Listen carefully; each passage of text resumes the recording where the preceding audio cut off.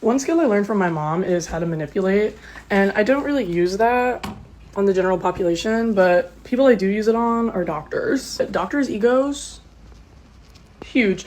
You can't walk into a doctor's office and say, hey, these are my symptoms, I think this is what I have.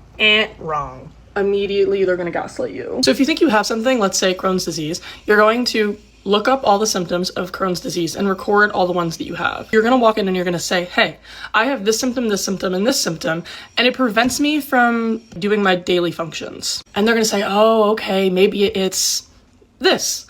And if that's not really aligning with what you think, you have to say, oh, okay, what is that? You're playing stupid. You start slowly leading them closer and closer to the thing that you think it is.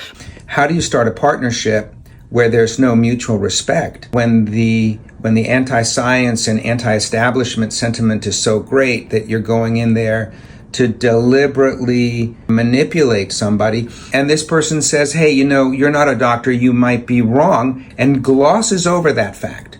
Well, I don't know, how about include the doctor in the diagnosis, because they might be right. They might be wrong too, but they might be right.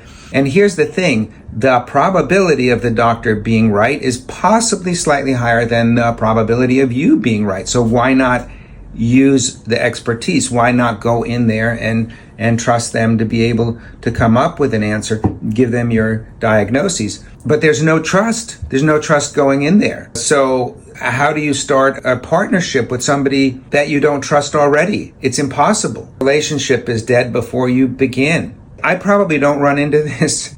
I might, but I doubt it, because the first thing I ask people is, tell me what you're concerned about, and please share with me what your Google research results were, so I can get that out of the way, that I've heard that. And then I say, okay, now let me do my job and we'll get back to it. So you told me you Googled it, you have a brain tumor. I'm like, okay, Google search says you have a brain tumor. I understand. Now let's move on.